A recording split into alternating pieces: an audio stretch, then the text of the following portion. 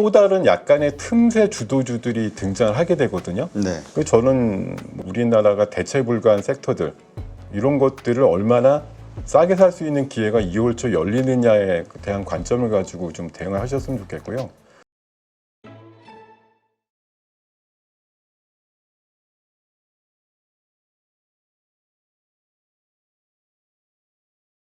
자, 연초 지난해에는 거의 꼴찌권이었는데 우리 증시가 이제 상당히 좋은 모습을 보였죠. 선두권에 있다, 뭐 1등 하고 있다, 세계 글로벌 수익률 이런 얘기도 있었는데, 네. 자, 어떻습니까? 이 분위기 계속 이어져 나갈 것이냐? 물론 딥시크 충격이 좀 나오긴 했습니다만. 네. 사실 AI 관련해서 딥시크의 충격을 직접적으로 받은 건 이제 미국이라고 보는 거고요. 우리나라가 AI에 사실 제일 선두권이거나 이런 건 아니기 때문에 그 충격도 사실은 미국보단 덜할 거다라는 생각을 하고요. 이번에 1월 달 상승률 보면 첫째 주에는 우리가 이제 단연 탑이었는데 둘째 주, 셋째 주 오면서 이제 유럽 증시가 조금 반등이 좀 강하게 나오면서 독일의 닥스 지수 같은 경우가 연초 대비해서 한 7.5% 정도 상승하는 모양이 나오면서 코스닥을 살짝 앞서는 모양으로 우리 양 지수가 지금 세계에서 그래도 올해만 보면은 2등권, 4등권 할 정도로 양호한 상황이고요. 여기 이제 수급적인 논리로 보면 국민연금을 위시로 한 이제 연기금의 적극적인 매수, 양시장 합치면 거의 한 1조 8천억 정도의 순매수가 나온 부분.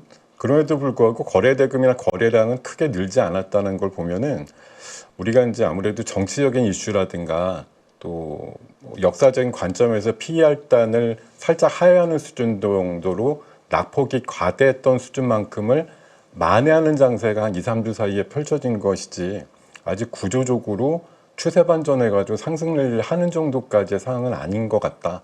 이렇게 좀 판단을 드려보겠습니다. 네. 지금 수급 상황은 어떻습니까? 연기금은 계속 매수를 하고 있는 것 같아요. 어떻게 보면 올해 수익률이 좋은 흐름에는 연기금의 역할이 큰 거 아니냐 이런 의견도 있는데, 근데 네. 외국인은 또 매도가 나오고 있어서 걱정이 네. 좀 되긴 해요. 외국인 같은 경우는 지난 이제 연초부터 지난 주말까지의 상황 보면 코스피 쪽은 한 2천억 순매수가 있었어요. 근데 코스닥은 한 5천억 정도 팔아서 합쳐보면 한 2천억대 후반 정도의 순매도가 있었고요. 연기금은 1조 8천억 양시장 매수가 있었는데 이게 대부분 또 다른 기관의 한 축인 금융투자 쪽에서 한 1조 7, 8천억 매도가 있었고 사모펀드에서 한 5천억 정도 매도가 있었고 이렇게 기간 안에서의 어떤 손바뀜 같은 것들이 좀 활발하게 있지 않았나 생각이 들고요. 이번에 이제 국민연금이라든가 연기금의 그 참여도가 좀 높았다는 평가를 하고 있는데 원래 국민연금이 작년 기준으로 보면 우리나라 국내 투자 비중의 그 목표치가 15%가 조금 넘는 그 기준이 있었는데 12점 몇 프로 정도밖에 달성을 못했다고 그럽니다. 그래서 연초에 이게 좀 계산을 해보면 한 2.6% 정도 우리 그 국민연금의 그 운용 기준상 룸이 좀 남아 있다라는 거고요. 지금 연초에 한 2조 가까이 들어왔으니까 아직도 한 30조 원 정도 추가 매수의 여력은 국민연금 쪽에서 갖고 있다 이런 평가를 하고 있습니다. 자, 연기금이 이렇게 매수하고 있는 배경 뭐가 있을까요? 오히려 비중을 줄인다고 막 그랬었는데. 순차적으로 2, 3년 사이에 해외라든가 대체 투자 쪽으로 비중은 계속 늘어날 것이기 때문에 지금 국내 투자 비중도 사실 작년에는 목표가 15.3%였습니다만 올해는 14.9%로 0.4% 내려갑니다. 그럼에도 불구하고 우리가 아직 빈 곳간이 너무 많았고 또 비중을 채워놨는데 작년도에 1년 내내 우리 시장이 빠지면서 상대적으로 우리 지금 국민연금이 굴리는 전체 규모가 한 1250조 정도 되는데요. 거기에서 국내 투자 비중을 15%로 계산했을 때 그거에 현저하게 미달되는 수준만큼의 지금 공간이 남았던 거죠. 그러니까 주가가 빠지면서. 그렇기 때문에 더 살 수 있는 여력이 생겼다. 그래서 연초에 가격도 싸니까 우리 시장 이때 좀 본격적으로 들어오는 게 맞지라고 생각하고 국민연금이 전략적인 선택을 한 거라고 생각이 듭니다. 빈 곳간을 가능한 한 빨리 쌀 때 채우자 이렇게 생각들 한 것 같습니다. 네. 지난번 이제 BOJ 일본의 금리 인상, 네. 이것이 사실 0.5% 올랐죠. 네. 그래서 생각보다도 좀 많이 오른 것 같은데 네. 엔화는 그냥 계속 약세인 현상. 네. 네. 그게 벌어져서 이게 뭐지? 이런 의견을 가지신 분들이 많더라고요. 네. 작년 그러니까 7월 달에 금리가 모처럼 이제 일본에서 올렸을 때 그때는 막 충격이 좀 있었어요. 뭐 엔캐리 청산에 대한 우려들이 나오면서 우리 8월 5일 날 블랙 먼데이 나왔던 그 장중에 막 10%씩 지수가 빠졌던 그런 상황들이 또 나올까 봐 이제 걱정을 했는데 지난 금요일 날 당일에는 뭐 예정돼 있던 대로 일본의 금리 인상이 있었지만 뭐 환율도 좀 안정세였고 그런 상황들 때문에 뭐 크게 엔캐리가 걱정되는 상황이 아니다 이렇게 얘기가 나온 것 같습니다. 다만 이런 것들은 아마 이미 몇 주나 한두 달 전부터 일본에서 금리 인상 할 거야라는 게 이미 좀 학습 효과로서 많이 돼 있었고 결국은 할 건 한 건데 라는 상황에서 뭐 시장이 더 이상 긴장하지 않았다고 보는 거고요. 다만 이번에 이제 경로를 보면 6개월마다 0.25 정도씩 올린다 그래서 이게 이제 연초지만 내년 초쯤 되면 1%대 되는 기준금리가 일본에서도 형성이 될 거라고 보기 때문에 그때쯤 되면 이제 미국이 두 번쯤 금리를 내린다고 하면 그 간극이 좀 줄어들 것 같은데 그렇게 되면 엔캐리 청산에 대한 우려가 다시 한번 나올 수도 있다라고 생각이 들고요.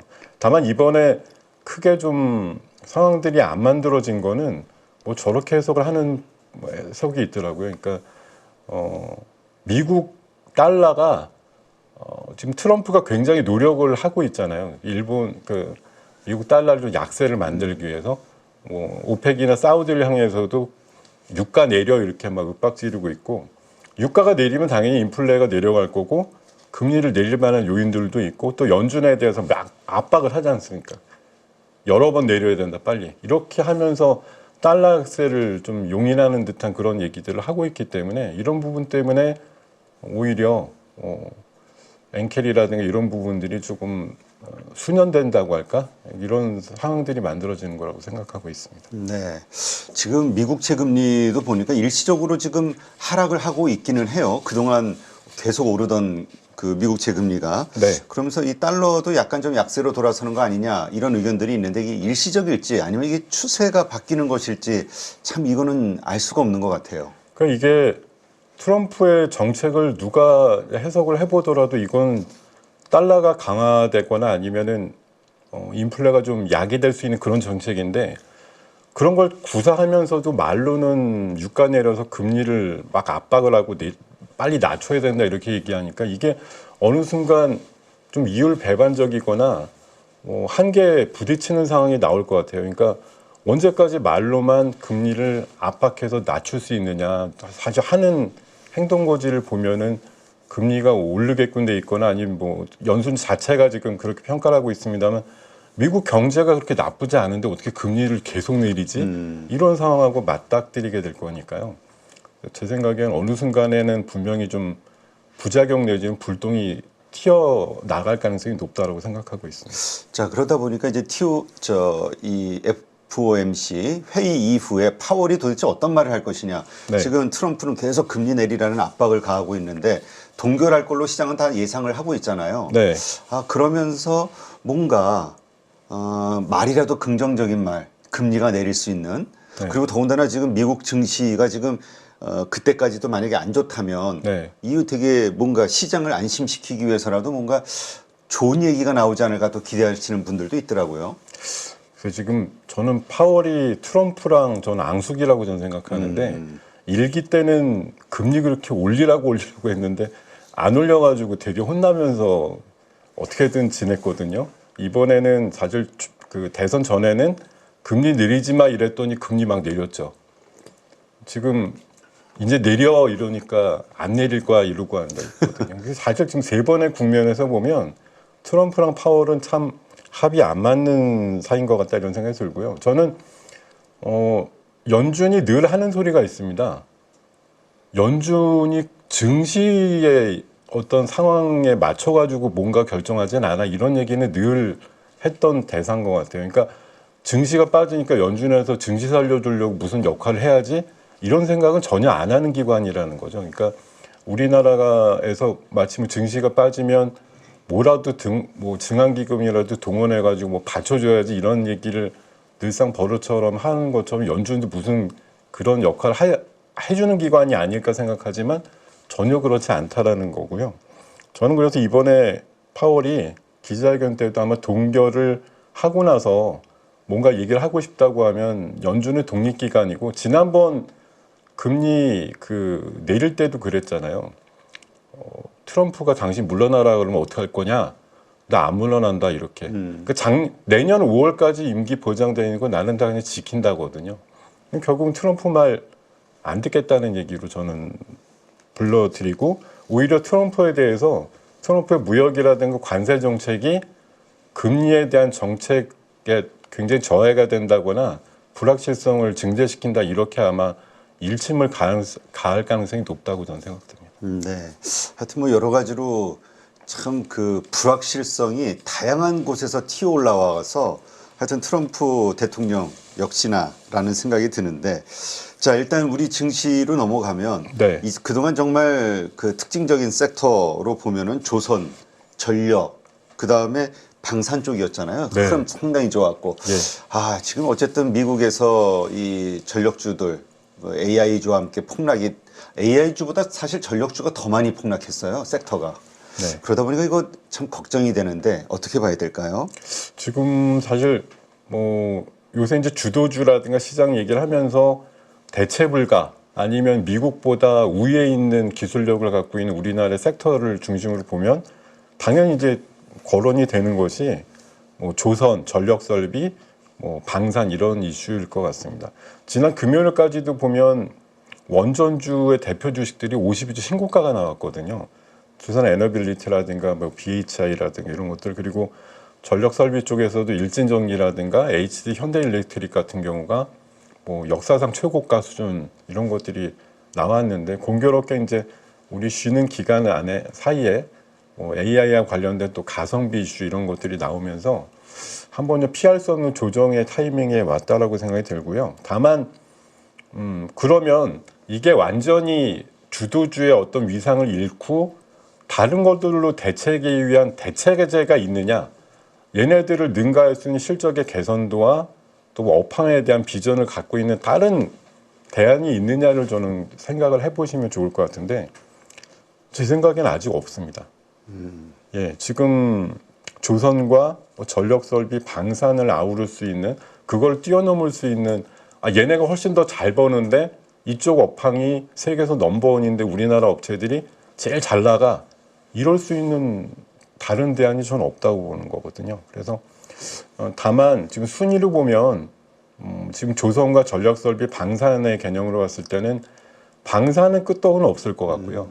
왜냐하면 얼마 전에 그 다보스 포럼에서 얘기했던 트럼프의 EU 방위비 5% 얘기 이런 것들도 있기 때문에 국방과 관련된 강화 이슈, 강화 수요에 대한 부분들 이런 것들이 우리나라 방산주한테는 여전히 좀 이롭다고 생각이 들고요. 조선주는 사실 뭐 이번 AI 이슈랑은 좀 무관합니다만 지난주 중반에 사실 고점 치고 좀 꺾이는 면들이 선조정이 좀 나왔어요. 이미 지난주 한 수요일 정도를 기점으로 해서 차익 실현 매물들이 좀 나오는 상황이었다고 생각이 듭니다. 그래서 뭐 이번에 그냥 AI랑 뭐 어울리는 건 아닌데 어찌됐든 조정이 시작이 됐으니 어느 정도 얕은 수준의 폭과 기간 조정이 들어간다고 보는 거고요. 다만 차별적으로 우리나라가 미국 대비해서 또 뭐 중국과 맞설 수 있는 유일한 조선 관련된 장비라든가 설비 능력 이런 것들을 갖추고 있고 또 미국에서 끝없이 지금 해군이라든가 뭐 해상과 관련된 전력 그리고 뭐 상선 보유 이런 것들을 꾀하고 있는 상황들을 감안해 봤을 때 그리고 뭐 LNG 운반선에 대한 대폭적인 수요라든가 이런 것들 감안해 봤을 때 조선주는 뭐 장기 호황의 레벨은 아직 끝나지 않았다고 보는 겁니다. 다만 일직선으로 5년 동안 늘 일직선으로 하는 건 아니고 거기에서의 작은 변동성이 이번에 나오는 구간이다라고 생각하시면 될 것 같고요. 전력 설비도 마찬가지예요. 지금 AI 가성비 이슈가 갑자기 툭 떨어져 나왔는데 공교롭게도 전력 설비도 가만히 보시면 지금 이격도가 상당히 좀 벌어져 있는 상황입니다. 그렇죠. 그래서 제 생각엔 고점에서 한 15% 20% 정도 조정은 나올 만한 타이밍이라고 보는 겁니다. 근데 그 이후에 얘네 끝났어? 이렇게 해석하고 빨리 던지고 나올 새도 없으실 테죠. 그럼 조정이 시작되면 바로 개파락이 나올 거기 때문에 여기에서 빨리 나올 수는 없을 것 같고, 다만 저는 몇 주 지나면 또 이 사태는 진정이 될 것이고 다시 한번 전력 설비는 꼭 필요해, 이런 상황들로 이어질 것이기 때문에 저는 얼마나 싸게 살 수 있는 준비가 되어 있으시냐의 관점에서 여러분들이 좀 노력을 해주시면 좋겠다, 이런 생각이 듭니다. 네, 그렇군요. 자, 그러니까 지금 우리가 계속 관심을 갖는 건 결국 이 설 이후, 그러니까 2월서부터 네. 지금의 주도주가 계속 갈 것이냐, 아니면 새로운 주도주들, 그러니까 어떤 주식들이 오를 가능성이 높으냐, 이것 때문에 이제 관심을 갖는 거죠. 그러니까 결국은 많이 갔기 때문에 얘네들이 제가 아마 지난 시간에도 말씀드린 조선주 같은 경우는 저는 장기적으로 지금보다 2배 내지 3배는 더 간다고 보거든요.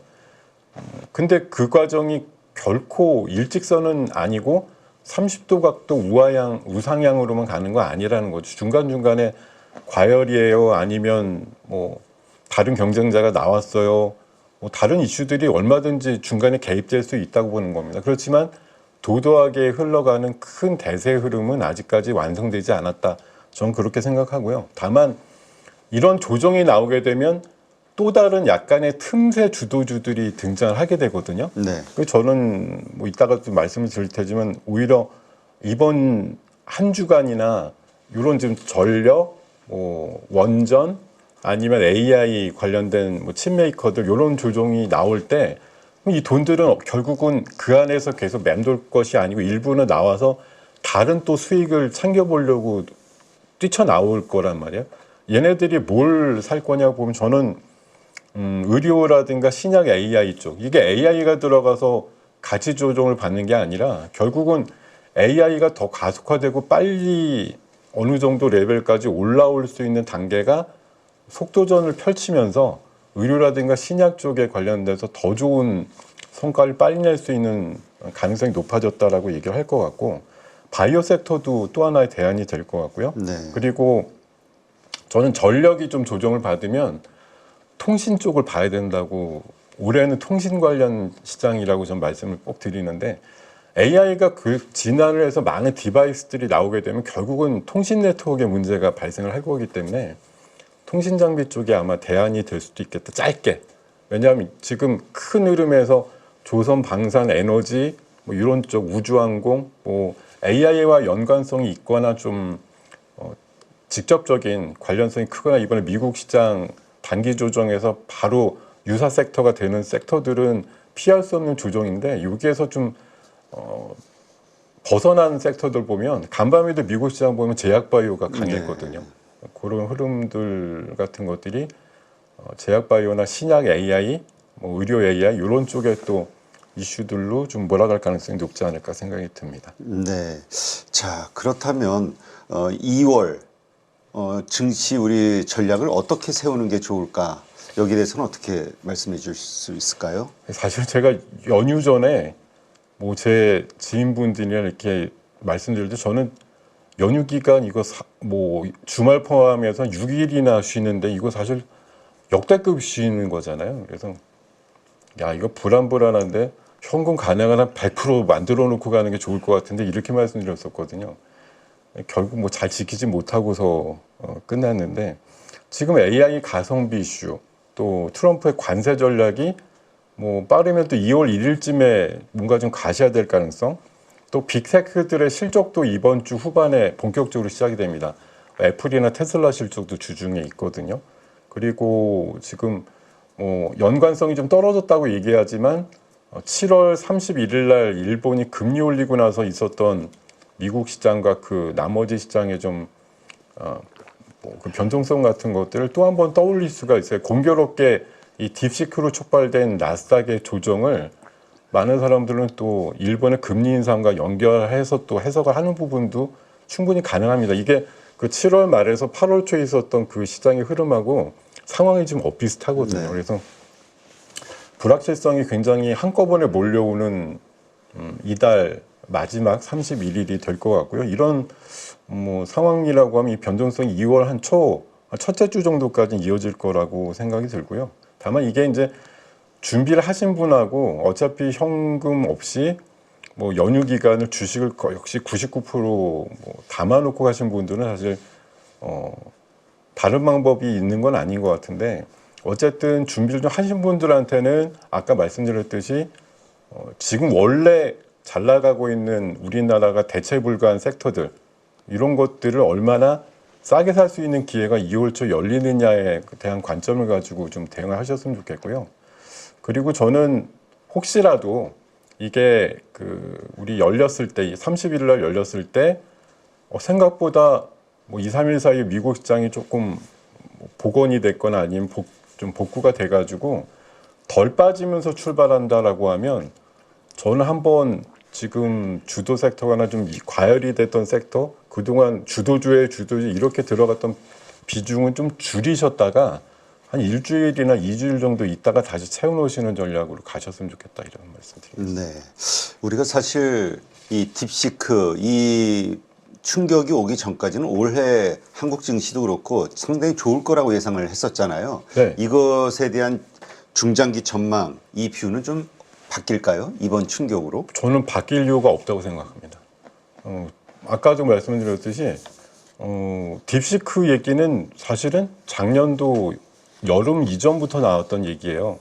이거를 그냥 충격파가 예상이 되고 딱 그래야 될 때 써먹은 거죠. 마치 숨겨놨던 파일을 갑자기 끄집어내서 이런 게 있었잖아라고 세상에 고한 것처럼 얘기를 하지만 이미 딥시크가 해당되는 섹터나 업계에서 이런 식의 자리매김을 한 지는 최소한 7, 8개월은 넘었다 이거죠. 이걸 갑자기 이번 참에 꺼내온 거는 딱 요 시기에 뭔가 필요했던 거를 끄집어낸 거일 뿐인 거거든요. 네. 이게 같이 공멸하거나 AI 이전 시장으로 돌아가자 이런 의미가 아니고 저는 아까도 계속 말씀드리지만 새로운 경쟁과 무한 속도전에 대한 촉발을 만들기 위한 기폭제가 될 것이라고 생각이 들기 때문에 짧은 조정 물론 안 당하는 게 맞고 아프실 거예요.